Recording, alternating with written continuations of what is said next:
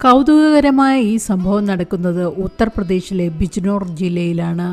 നന്ദ്പൂർ ഗ്രാമത്തിലെ ഒരു ഹനുമാൻ ക്ഷേത്രത്തിലാണ് സംഭവങ്ങളുടെ തുടക്കം. ക്ഷേത്രത്തിനുള്ളിലെ ഹനുമാൻ വിഗ്രഹത്തിന് ചുറ്റും ഒരു തെരുവ് നായ തുടർച്ചയായി പ്രദക്ഷിണം വെക്കുന്ന വീഡിയോ കഴിഞ്ഞ 4 ദിവസങ്ങളായി പുറത്തു വന്നുകൊണ്ടിരിക്കുകയായിരുന്നു.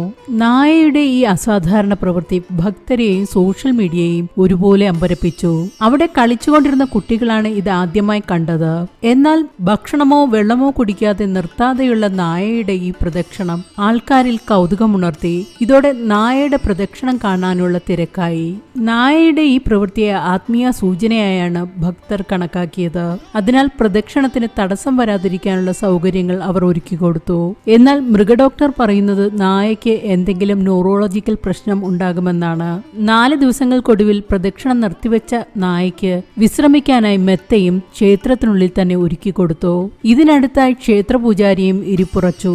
നിലവിൽ ഈ നായയെ സാധാരണ മൃഗമായല്ല, മറിച്ച് ദൈവത്തിന്റെ പ്രതിരൂപമായാണ് ഗ്രാമവാസികൾ കാണുന്നത്.